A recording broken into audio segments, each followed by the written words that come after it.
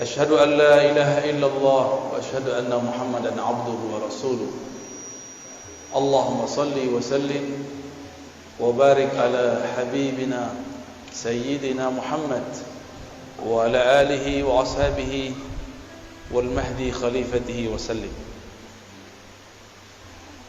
اللهم بك أسمحنا وبك أمسينا وبك نحيا وبك نموت وإليك النشور بسم الله الذي لا يضر مع اسمه شيء في الأرض ولا في السماء وهو السميع العليم نعوذ بكلمات الله التامات من شر ما خلق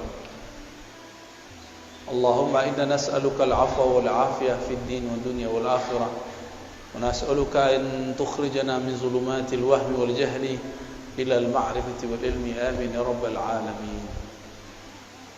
Bapak Ibu jemaah subuh yang diberkahi Allah, Nabi selalu mendoakan umatnya yang bangun di subuh hari dengan mengatakan al-barakatu li ummati fi bukuriha, keberkahan bagi umatku yang bangun pada subuhnya, yang segera menghidupkan paginya. Semoga kita termasuk hamba-hambanya Allah, umat Rasulullah yang mendapatkan keberkahan pagi. Cobalah pandang, cobalah lihat sekeliling kita. Siapa yang Allah takdirkan ia bangun subuh hari, Allah berkahi hidupnya, Allah berkahi badannya, Allah berkahi keluarganya. Kecuali yang kemudian hidupnya di luar sunnah Nabi sallallahu alaihi wasallam. Hatta kalaupun itu non muslim, hatta walaupun itu orang-orang yang tidak beriman, jika dia bangun di subuh hari walaupun cuma untuk berolahraga, Allah berkahi tubuhnya dengan kesehatan.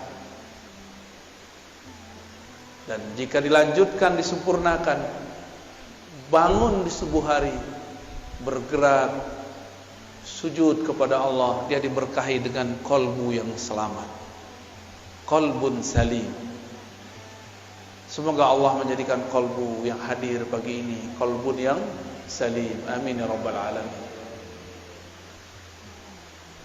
Salim, selamat.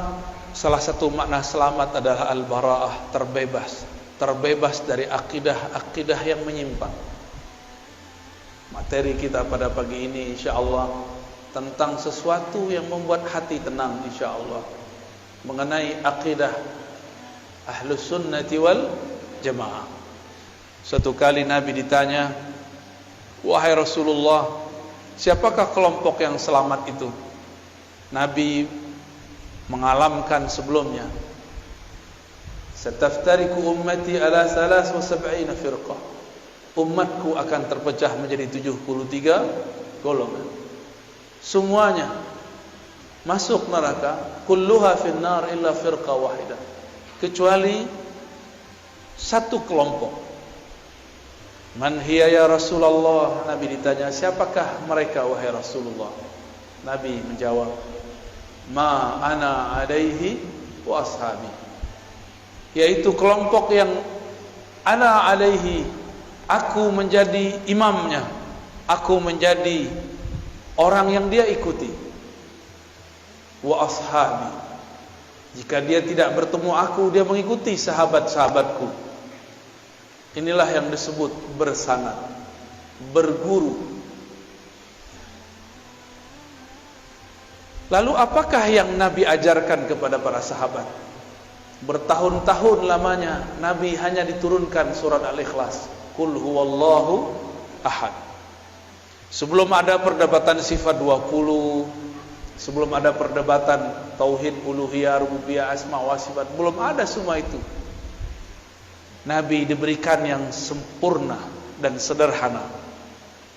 Walaupun saya penganjur untuk belajar sifat 20, tapi kalau Bapak Ibu susah memahaminya, saya berikan jalan yang lebih mudah. Mau? Mungkin di beberapa kajian sudah ada yang mengamati. Itulah yang ada dalam Qul huwallahu ahad. Suatu kali ada seorang panglima Rasulullah sallallahu alaihi wasallam diperintahkan untuk memimpin perang sekaligus memimpin sholat. Setiap 1 rakaat, 2 rakaat di akhir rakaat dia selalu membaca Qul huwallahu ahad. Para sahabat merasa aneh. Rasulullah tidak pernah lakukan itu, kenapa dia lakukan? Ternyata beberapa sahabat Rasulullah sama seperti orang-orang hari ini. Kalau Nabi tidak lakukan bid'ah. Ternyata panglima ini lebih cerdas, tidak hanya strategi, dia juga cerdas secara fikih, cerdas secara rohani. Meskipun dia tidak melihat Rasulullah melakukan ini, menutup setiap rakaat dengan Qul huwallahu ahad, tapi dia lakukan. Disinilah kita tahu bahwa tidak semua yang tidak Nabi lakukan itu bid'ah. Pulang dari perang, hadis Sahih Bukhari, Kitabut Tauhid, bab tauhid dalam Sahih Bukhari. Sahabat pemimpin panglima perang ini dilaporkan kepada Rasulullah oleh pasukannya, berharap ini pasukan si panglima disidang. Biasa ada karakter sampai saat ini ada yang begitu, suka melapor-laporkan orang, suka mengadu-adu orang.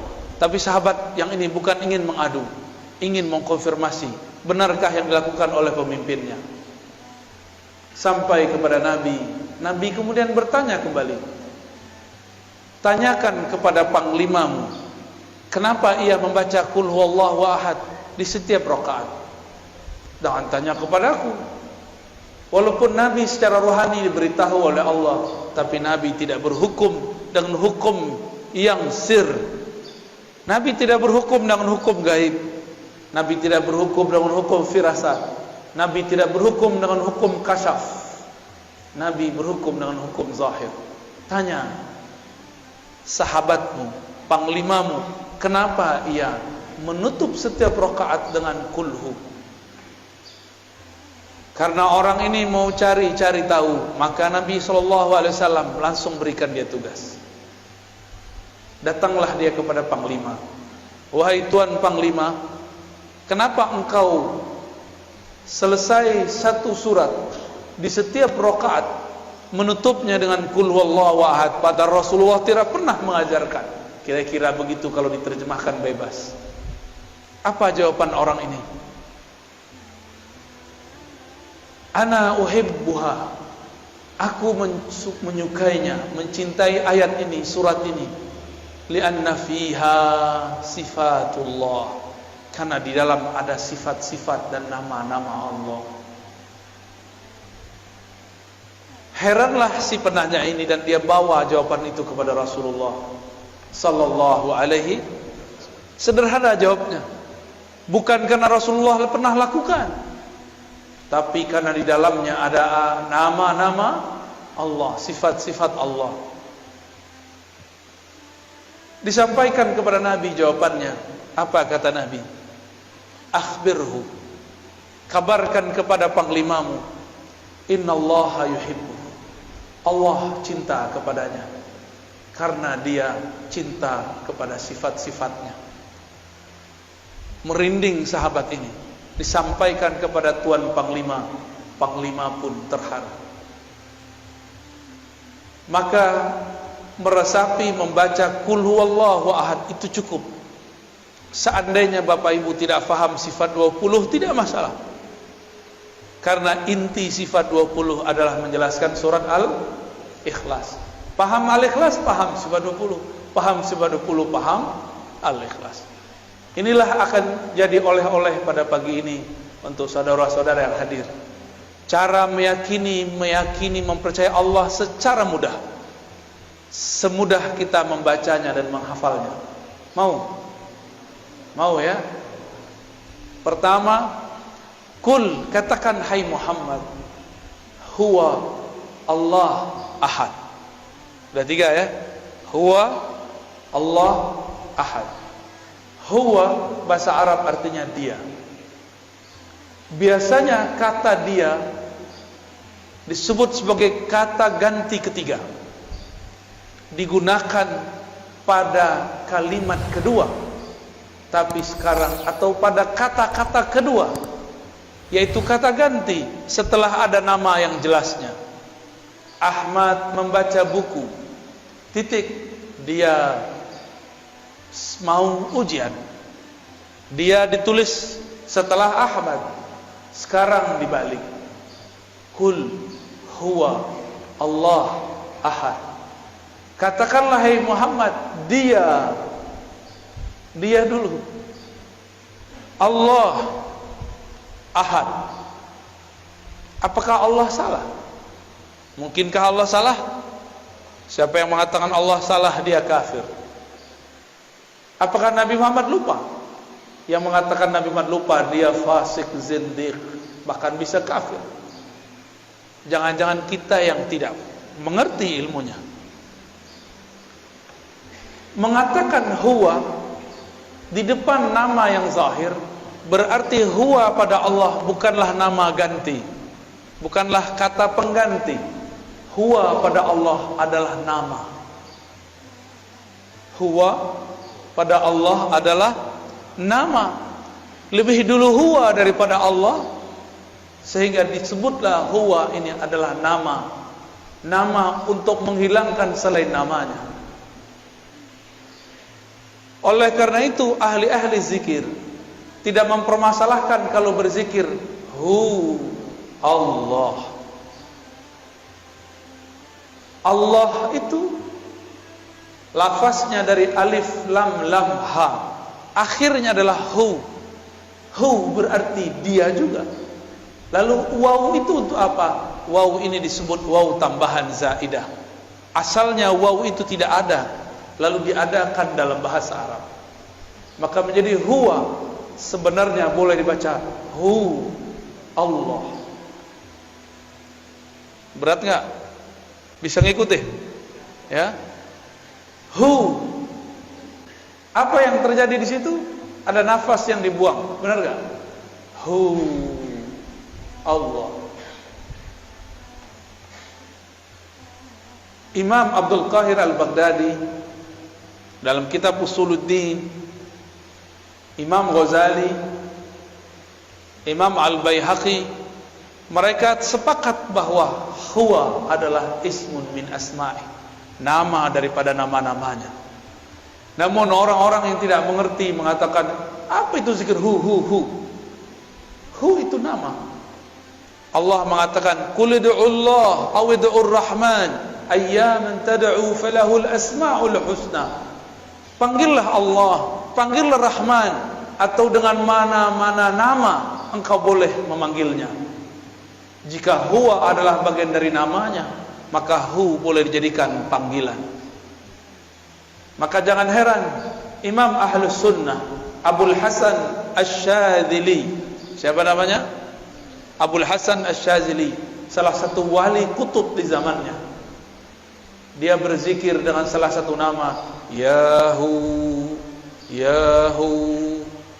Wahai yang menyebut dirinya dia, wahai yang menyebut dirinya dia. Ternyata di agama sebelumnya, agama Yahudi, mereka tidak boleh menyebut nama Allah, El. Mereka diperkenankan hanya menyebut nama Yahu, Yahweh. Sama. Yahweh bahasa Ibrani, Yahu bahasa Arab. Allah, Al itu bahasa Ibrani Suryani. El berarti Tuhan yang maha sempurna. Alif lam berarti kesempurnaan. Jadi lafaz Allah itu sudah lafaz yang sangat umum dalam semua bahasa yang pernah ada. Bapak saudara yang makan Allah, itu baru hu.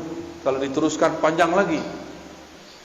Saya kalau sebut dia, apakah dia dapat dilihat oleh mata? Dia manusia. Dia huwa. Apakah dia dapat dilihat oleh mata? Tidak. Apakah bisa disentuh? Tidak. Maka huwa bermakna dia yang maha suci daripada sifat jismiyah, sifat kebendaan. Allah bukan benda. Benda itu ada benda kasar, ada benda halus. Meja ini benda kasar, Pak.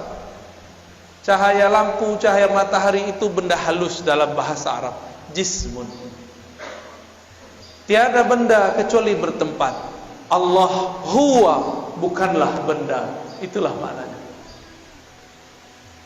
Jika Allah bukanlah benda, maka kita tidak perlu mentakwil istawa. Istawa alal arsy, istawa bersemayam di atas arsy. Karena dia bukan benda, pastinya bukan menempati arsy. Karena dia bukan benda, dia tidak memerlukan arsy. Arsy yang memerlukan dia. Jika disebut yanzilu Rabbuna, Rabb kita nuzul, turun. Karena dia bukan benda, turunnya bukan dari atas ke bawah. Disebut dalam Al-Quran yadullah fawqa aydihim, tangannya di atas tangan mereka yang berbaiat. Karena dia bukan benda, maka tangannya bukan tangan ini, bukan juga tangan khayali, tapi hanya dia yang tahu maknanya. Inilah yang dikatakan oleh Imam Salafus Saleh, Imam Malik, Imam Syafi'i, Imam Ahmad, yang kemudian disalahartikan oleh sebagian kelompok. Apa kata imam-imam tersebut? Imam Syafi'i sebagai diriwayatkan oleh Imam Al-Baihaqi mengatakan, ala ma aradahu Allah wa rasuluh, istiwa, nuzul, yadun, tangan dan lain sebagainya, sesuai dengan yang Allah maksud, bukan yang engkau maksud. Apa maksud Allah? Ada yang tahu? Allah merahasiakannya, membayangkannya sama dengan membayangkan zatnya, dan itu adalah akidah yang batil. Ada orang bilang jangan bayangkan zat Allah, tapi dia membayangkan Allah duduk tanpa sengaja. Jangan bayangkan Allah, tapi dia tanpa sengaja membayangkan Allah turun dari aras ke bumi.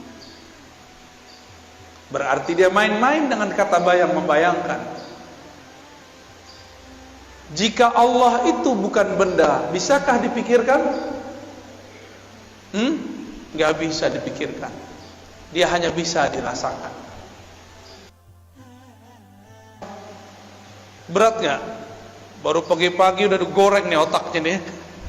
Tapi ruhnya seneng Pak. Makanya gak tidur kan? Padahal ngantuk tuh. Itu jiwanya senang sekali itu. Ini yang aku cari. Baru huwa Allah. Allah itu ada alif lam pada Allah. Itu artinya Sang Maha Sempurna, pemilik semua kesempurnaan. Sang Maha Indah, pemilik semua keindahan. Itu mana dari Allah. Dan orang kalau baca Allah, apa yang terjadi? Mulutnya kebuka nggak? Nafasnya keluar. Maka orang-orang yang sering baca ya Allah, bebannya akan hilang. Bebannya akan ringan. Karena Allah lepaskan dengan namanya. Tiadalah nama Allah masuk pada suatu kolbu, melainkan kolbunya lebih bercahaya dan berkualitas. Kolbunya menjadi berat jika dihisap lebih berat dari langit dan bumi. Makanya kolbu-kolbu wali-wali Allah dipenuhi dengan namanya Allah. Nafasnya dipenuhi namanya Hu.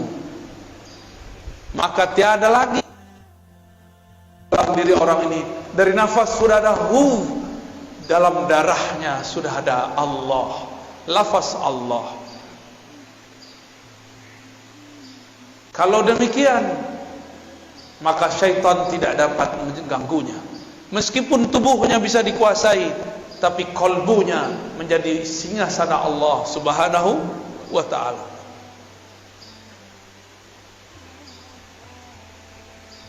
Allah di dalam surat Luqman dikatakan wala in sa'altahum man khalaqas samawati wal ard la yaqulunna Allah. Jika engkau bertanya kepada orang-orang kafir, orang-orang musyrik, maksudnya musyrik Makkah, siapakah yang menciptakan langit dan bumi? Mereka akan menjawab Allah. Berarti musyrik Mekah pun tahu bahwa pencipta langit dan bumi adalah Allah. Mereka sekedar tahu, tapi pengetahuannya tidak sempurna, maka dibatalkan di belakang. Qul alhamdulillah, katakanlah syukurlah kalau begitu. Bal aktsaruhum la ya'lamun. Tapi sebenarnya mereka enggak mengerti. Sayang, ayat ini untuk orang kafir dan musyrik, tapi oleh kawan kita sebelah digunakan untuk orang sesama muslim.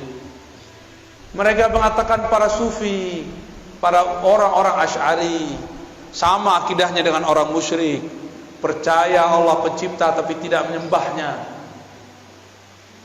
Maka jangan heran nanti kelompok-kelompok ekstrim ini sekarang sudah mengatakan sufi agama baru. Mereka menuduh Asy'ari sebagai kelompok-kelompok yang sesat, menyesatkan. Mereka akan menyebut selain kelompok dia sesat, padahal mereka kelompok kecil tapi suaranya sangat berisik. Dulu pendiri-pendiri gerakan besar di dunia, pendiri Nahdlatul Ulama, Tarbiyah Islamiyah, Muhammadiyah di Indonesia, semuanya adalah orang yang berakidah Asy'ariyah, meyakini sifat 20. Pendiri Wasliyah, Al-Khairat, NW Nahdlatul Watan, Matali'ul Anwar, semuanya berakidah Asy'ariyah. Ahlus Sunnah wal, tiba-tiba mereka sekarang bilang Asy'ari bukan Ahlus Sunnah. Al-Azhar Ahlus Sunnah, Asy'ariyah, langsung ditulis.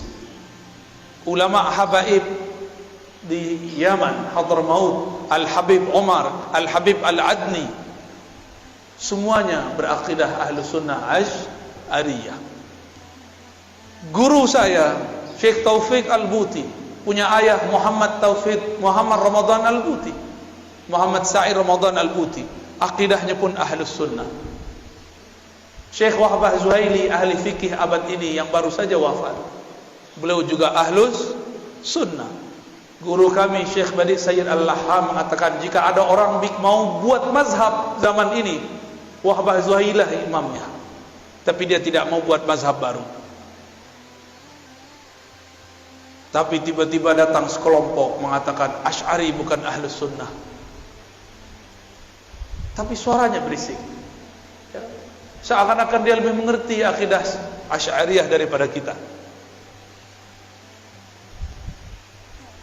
Bahkan beberapa ustadz mereka sudah mulai terang-terangan di YouTube, di Facebook mengatakan Asy'ariyah firqatun dhallah, Asy'ari kelompok yang sesat.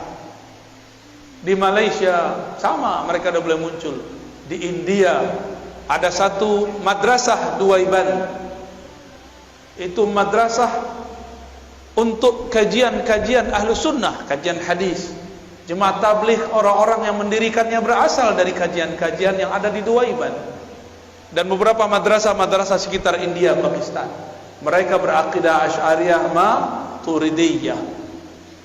Datang Albani mengatakan, tidak, kalian sufi baru, kelompok sesat. Di mana lagi? Di Turki ada Badi'uz Zaman Said Nursi. Beliau memegang 7 thariqah lebih kurang. Salah satu thariqah yang ia sebut dalam Masnawinya adalah thariqah An-Naqsyabandiyah. Zikirnya disebutkan zikir khafi. Said Nursi juga dianggap sesat oleh mereka karena Said Nursi berakidah Asy'ariyah Maturidiyah. Itu gerakan hampir satu zaman. Pendiri Jemaah Tabligh Maulana Ilyas Al-Kandahlawi, akidahnya Ahlus Sunnah. Di Mesir ada namanya Hasan Al-Banna, pendiri Ikhwanul Muslimin yang awal, bukan yang setelahnya. Dia Ahlus Sunnah, tapi yang setelahnya Syed Qutb sudah terpengaruh oleh kelompok takfiriyah. Maka saya selalu membedakan Ikhwan Muslimin Hasan Al-Banna dengan Ikhwan Muslimin Said Qutb. Jika ada di negeri ini orang mengikuti Ikhwan Muslimin, kita tanya, Anda mana? Anda ikut imam yang mana? Sebelum itu ada Syekh Muhammad Ali As-Sanusi di Afrika bagian utara. Dia seorang ahli hadis, mursyid tariqah Idrisiyah As-Sanusiyah, berakidah Asy'ariyah, bermazhab Maliki. Apalagi semuanya berakidah Asy'ari. Jika kita sebut akidah Asy'ari sesat.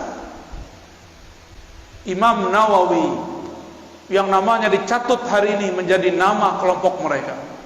Akidahnya Asy'ariyah. Siapa lagi? Sebut semua ahli hadis yang kamu tahu. Rata-rata dia Asy'ariyah. Jika dia hidup sebelum zaman Asy'ari, akidahnya menjadi dasar Imam Asy'ari. Suatu kali ada seorang imam namanya Abu Dzar Al-Harawi, pemegang sanad Sahih Bukhari. Dia berguru kepada murid dari muridnya Imam Bukhari. Datang ke Baghdad, bertemu kawannya bernama Imam Ad-Daruqutni. Imam Daruqutni ini kemudian bawa Abu Dzar Al-Harawi, penghafal Sahih Bukhari, untuk bertemu seorang syekh di suatu masjid di tengah kota. Dan kemudian dia takjub, ini imam luar biasa. Ketika keluar, Imam Daruqutni ngasih tahu, tahukah kamu wahai Abu Dzar ahli hadis, bahwa yang tadi ngajar itu adalah Al-Baqillani. Siapa Baqillani? Imam Baqillani adalah murid dari muridnya Imam Asy'ari. Baqillani berguru kepada Imam Abul Hasan Al-Bahili. Imam Al-Bahili murid langsung Asy'ari. Abu Dzar Al-Harawi kemudian mengatakan kepada Rukunni, izinkan aku ngaji, duduk menjadi murid Al-Baqillani. Maka bertemulah mereka esok hari. Daruqutni memuji Baqillani. Apa kata Daruqutni? Inilah imam penghancur bid'ah, penegak sunnah, ahlus sunnah yang hakiki. Jadi dulu ulama ahli hadis jika menyebut pemberantas bid'ah, ahlus sunnah, yang dimaksud adalah imam-imam Asy'ariyah. Tapi mereka sekarang putar sejarahnya. Akhirnya Abu Dzar Al-Harawi, pemegang Sahih Bukhari, selesai ngaji, karena dia ulama, tidak sampai 6 bulan sudah hafal semua yang dikalamkan Baqillani. Dan dia pun berangkat ke Mekah. Sampai di Mekah, tiadalah Baqillani punya murid ini namanya Abu Dzar Al-Harawi. Ia duduk di satu tempat, melainkan Abu Dzar Al-Harawi ini dikerubungi oleh semut-semut penuntut ilmu. Karena Abu Dzar Al-Harawi adalah manisan yang sangat manis, ilmunya sangat lengkap. Belajarlah banyak orang kepada beliau, belajar Sahih Bukhari plus akidah Imam Asy'ari. Inilah perkembangan nyata, sejarah nyata dalam umat Islam, bahwa Sahih Bukhari diajarkan bersamaan dengan akidah Asy'ariyah. Tapi mereka sekarang juga mengajarkan sunnah, tapi sunnahnya bertentangan dengan akidah pemegang sanad Sahih Al-Bukhari. Walhasil murid-murid Abu Dzar, karena dia tinggal beberapa waktu di Mekah, muridnya menyebar ke timur, ke barat, ke utara, ke selatan. Menyebarlah sampai sekarang bertemu salinannya di Maroko, tempat UAS dulu pernah kuliah. Bertemu salinannya, salinan Sahih Bukhari dan penjelasan-penjelasannya, bahwa Abu Dzar Al-Harawi ilmunya sampai dibawa ke Maroko. Zaman itu belum ada bus, belum ada mobil, belum ada pesawat, tapi ilmunya dari Mekah dibawa orang ke ujung Afrika bagian barat. Luar biasa. Maka kelompok-kelompok ekstrim Mujassimah yang menjisimkan Allah menuduh Abu Dzar dengan kata laknat, laknatullah ala Abi Dzar. Jadi dari dulu ahli hadis yang ahlu sunnah sudah disesat-sesatkan, seperti mereka juga menyesatkan kita hari ini. Jadi jangan heran kalau mereka mengatakan laknatullah alaika ya Razi. Wajar, saya sekarang mengajarkan Sahih Bukhari sekalian mengajarkan akidah Imam Asy'ari. Mereka khawatir gelombang Abu Dzar Al-Harawi terjadi kembali. Gimana Bapak Ibu? Takut? Mau dihidupkan lagi? Hidupkan lagi. Di sini saya yakin ada ulama-ulama yang ahlullah, yang mereka bisa membaca kitab-kitab Allah dengan hati yang tenang, pikiran yang tajam. Bergurulah kepada mereka. Itu baru kul huwallah. Sekarang kita pindah ke ahad. Ahad. Apa makna ahad? Esa, tunggal. Bukan satu. Satu itu masih bisa dibilang. Tunggal tiada duanya. Esa tiada keduanya. Kalau satu masih ada dua. Ini perbedaan angka satu dengan esa. Wahid dengan ahad berbeda. Ahad itu adalah kesendirian Allah dengan zatnya. Bisa diulangi. Ahad itu kesendirian Allah dengan zatnya. Tiada bersamanya kecuali Dia semata-mata. Tiada insan, tiada ar-razi, tiada masjid ini, tiada kecuali hanya Dia. Maka disebutlah ahad itu namanya yang qadim. Nama apa? Qadim adalah masa sebelum adanya suatu masa azali. Alam kita sekarang disebut dengan alam nyata, alam ciptaan, masa ciptaan. Ini dia. Sebelum alam ini ada namanya azali. Sebelum azali ada namanya qadim. Jadi tahu beda qadim dengan azali? Karena beberapa ustadz di pesantren pun bingung apa beda qadim dan azali.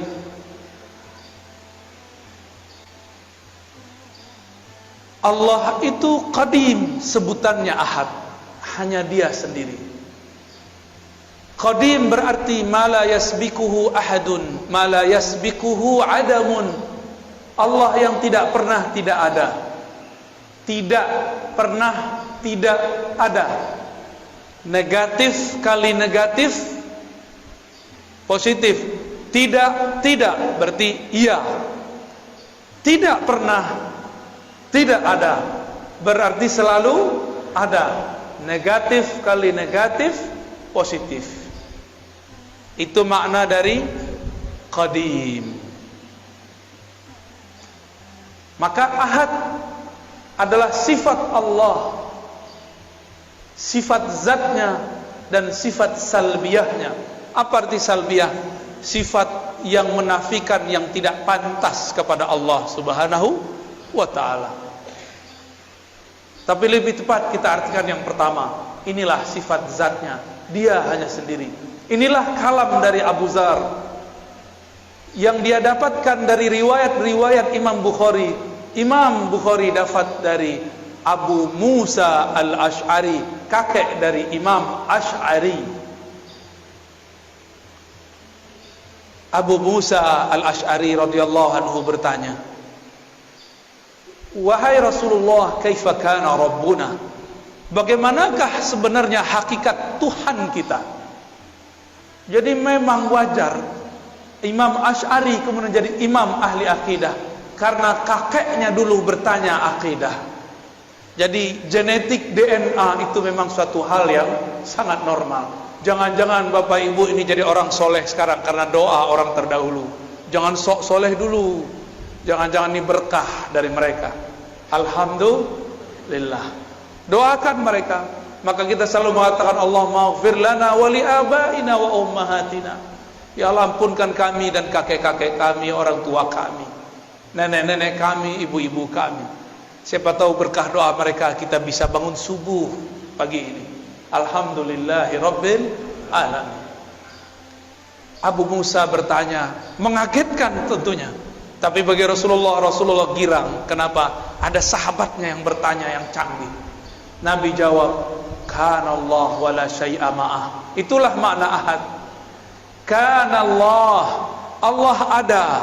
Kana itu bentuk lain daripada kana kainan, kana maujudan.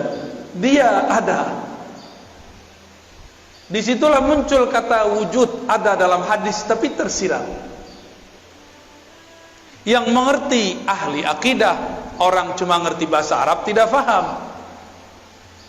Maka ada orang mengatakan tidak ada wujud dalam Al-Quran. Betul, tapi secara makna ada. Itu maksud orang yang ngomong gini, cuma dipelintir oleh sebagian orang supaya mengadu umat dengan tokoh-tokohnya. Saya memang mengkritisi beliau, tapi saya juga mengkritisnya secara jujur. Haram mempelintir kata-kata kalau belum selesai kalimatnya. Kritiklah dia, tapi jangan mengkritiknya dengan berbohong atas namanya. Apa kata Nabi? Kanallahu wala syai'a ma'ah. Dia ada, tiada satu pun bersamanya. Dia ada, tiada Ahmad. Dia ada, tiada Muhammad. Dia ada, tiada alam. Dia tiada ada, kita belum ada. Belum ada langit, belum ada bumi, belum ada arash, belum ada solat, belum ada zakat, belum ada doa, belum ada. Dia sudah menetapkan dalam ilmunya yang qadim bahwa pada saat ini, detik ini, tanggal ini, hari ini akan ada orang berkumpul bercerita tentangnya, tentang ahadiyahnya, betapa bahagianya Allah, tersenyum Allah melihat orang yang menikmati nama-namanya disebut. Paham tidak paham, dia ridha. Inilah yang dikatakan Nabi, jika engkau melewati suatu taman-taman surga, farta'u, petiklah. Apakah itu taman surga wahai Rasulullah? Majelis-majelis zikir. Zikir itu ada zikir menyebut namanya, ada zikir mempelajari sifat-sifatnya. Inilah kajian akidah dan tauhid. Bahkan lebih tinggi kajian menyebut sifatnya daripada hanya menyebut-nyebut namanya. Orang-orang yang mengerti sifat Allah, makamnya lebih tinggi di sisi Allah daripada orang yang hanya mengenal namanya. Seperti orang yang tahu nama seseorang tapi tidak tahu siapa yang punya nama. Bapak Ibu jamaah subuh di hari Jumat, hari Kamis, apa Jumat? Hari Jumat berkumpul dalam pagi ini dua keberkahan, barakatus sabah, barakatul Jumat. Keberkahan subuh, keberkahan Jumat. Jadi Ahad, apa arti Ahad? Esa, dia dengan kesendiriannya, tiada alam, tiada surga, tiada neraka, tiada Ahad kecualilah ia saja, tiada Ahmad kecuali setelah ia hembuskan. Baru kalau faham Ahad, berarti Allah perlu kita enggak? Allah sekarang masih Ahad enggak? Alam dicipta, Allah masih Ahad enggak? Berarti Allah masih sendiri? Jadi hanya Allah yang boleh jomblo, antum enggak boleh jomblo. Allah itu maha jomblo, maha sendiri. Itulah tanda zat yang sempurna. Kenapa kita perlu menikah, perlu teman? Karena kita tidak sempurna. Allah tidak perlu semua itu karena dia maha sempurna. Itulah alif lam dalam lafaz Allah. Kenapa saya jatuh cinta? Karena saya tidak sempurna. Saya butuh objek yang dicintai dan butuh orang yang mencintai. Allah mencinta karena dia bukan benda, dia bukan hanya sifat, dia zat yang maha sempurna. Semua cinta darinya. Jika disebut dia mencintai seseorang, mencintai sekelompok, berarti Allah memberikan, memancarkan kesempurnaannya kepada orang itu. Bukan berarti Allah memerlukan orang itu. Itulah beda kata cinta pada Allah dengan cinta pada kita. Allah mengatakan innallaha yuhibbut tawwabin. Allah mencintai orang-orang yang taubat berkali-kali. Artinya Allah akan memantulkan kesempurnaan ampunannya pada orang yang bertobat. Ini disebut dengan tauhid ahadiyah. Apa namanya? Disebut juga dengan sifat qadimiyah. Tauhidnya tauhid ahadiyah, sifatnya sifat qadimiyah. Selamat pusing. Kok baca istilah ini, saya udah kurangin istilahnya, udah didiskon. Ya, udah didiskon nih Bapak Ibu ini. Udah rukhsah, ya. Yaudahlah kalau enggak hafal istilah, cukup katakan ahad, hanya dia. Itulah yang kita baca ba'da salat.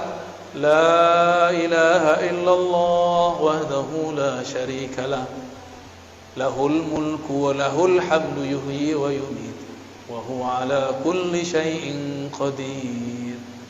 Tiada yang berhak disembah kecuali Allah, wahdahu la syarikalah. Dialah satu-satunya, tiada sesuatu di sampingnya, tiada sesuatu yang berserikat dengannya. Apa maknanya? Allah kirim Jibril bukan berarti ia butuh Jibril. Jibril yang perlu dikhidmahkan oleh Allah. Allah kirim Mikail untuk mengantarkan rezeki, bukan Mikail membantu Allah. Justru Mikail terbantu karena berkhidmah kepada wali-wali Allah. Mikail membantu Allah atau membantu kekasih Allah? Membantu hamba Allah. Ya, Mikail tugasnya menghantarkan rezeki. Benar. Untuk Allah atau untuk hamba Allah? Jadi Allah perlu Mikail atau Mikail perlu Allah? Mikail perlu Allah. Maka jika disebut istawa al-ars, dia bersemayam di atas aras, bukanlah ia memerlukan aras.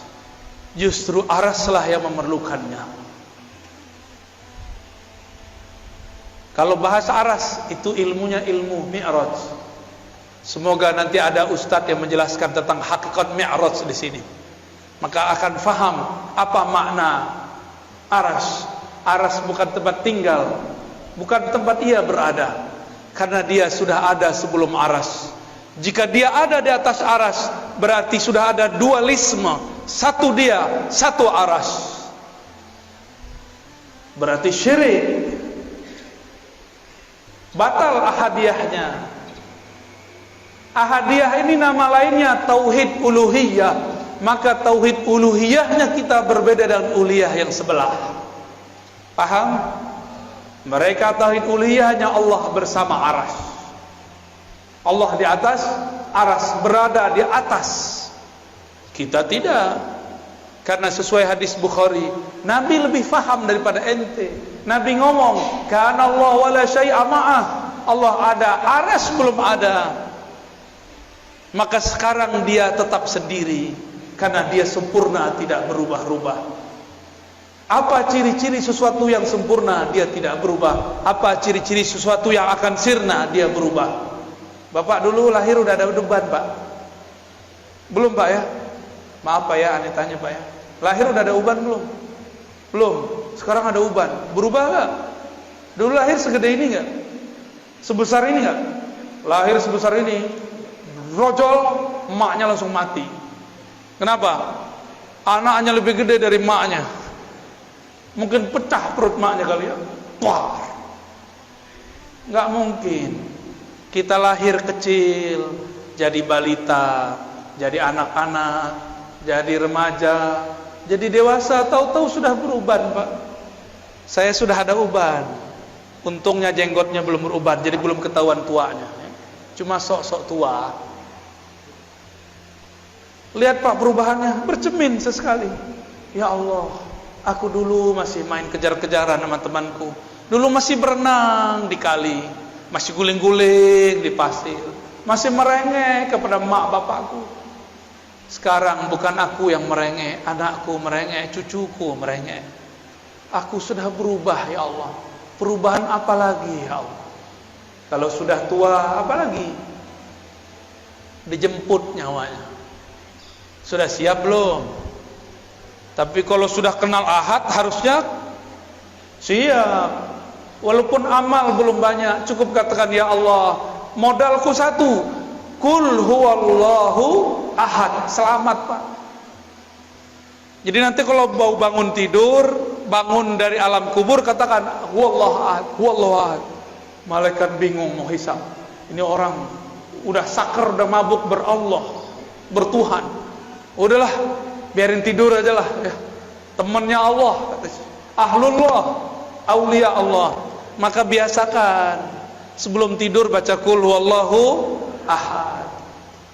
Biasakan bangun tidur baca Allahu ahad. Biar bangun tidur itu, kalau bangunnya nanti bukan di bumi ini, tapi bangunnya di alam barzakh. Malaikat penunggu di alam barzakh hormat kepada kita.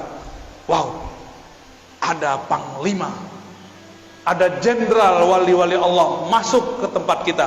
Ayo kita sambut. Mau? Tidur wajib baca kul, bangun baca Allah Ahad, Allah Ahad, baru baca doa. Ya. Bapak nggak percaya nanti protes kalau udah meninggal ya. Gimana cara protesnya? Bisa Pak, datangin saya lewat mimpi. Kalau diizinin, tapi biasanya nggak diizinin Pak. Cukup kata malaikat. Malaikat mau nanya, man rabbuka? Kita udah bilang Allah Ahad, Allah Ahad, Allah Ahad, Allah Ahad. Bingung malaikat mau nanya, ilmunya lebih tinggi dariku, kata malaikat. Ntar Mungkar Nakir itu tugasnya cuma mengatakan man rabbuk, man nabiyuk, siapa Rabbmu, siapa nabimu. Dua aja tugasnya. Tapi sebelum itu lamanya bukan main. Antara dia dimatikan dan dia dikuburkan, dari dikuburkan sampai ditanya man rabbuka, lamanya bukan main. Gak bisa langsung ketemu Allah Pak. Enak amat langsung ketemu Allah. Kalau gitu saya mau mati langsung aja ya. Gak mudah. Kecuali wali. Wali itu diizinkan. Bapak Ibu yang dimuliakan Allah, itulah tauhid ahadiyah. Tauhid apa? Gampang ya. Dalam ahadiyah terhimpun sifat zatiyah, nafsiyah, dan sifat salbiyah. Allahus Samad, ini yang terakhir ya. Tapi sebenarnya kalau diterusin masih banyak tuh, ada 3 ayat lagi ya. Allahus Samad, Allah lah tempat semua makhluk bergantung. As-Samad inilah sifat ma'ani, disebut tauhid samadiyah. Itulah yang disebut ilmun hayat sama basar ya. Kalam, qadir, yani kudrah, iradah, itu dia di Samad.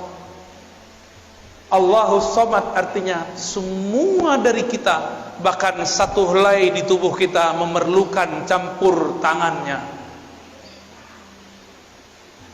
Yang menumbuhkan rambut Allah atau kita?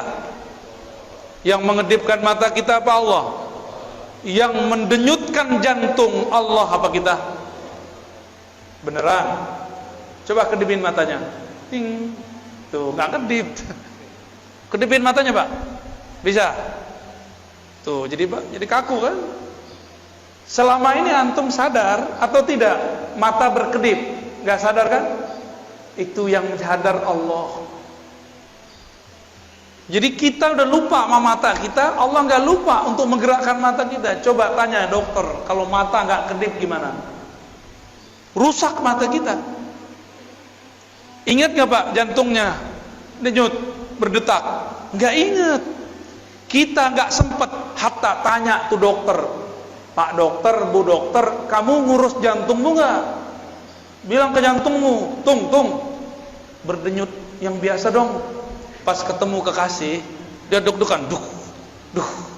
Kita ngomong ke jantung, tung, yang tenang, tung. Gak bisa, dia bergerak terus. Karena bukan kitalah yang mendenyutkan satu denyutan dalam jantung. Allah Subhanahu. Maka kita gak sadar alam yang dalam tubuh ini bergerak.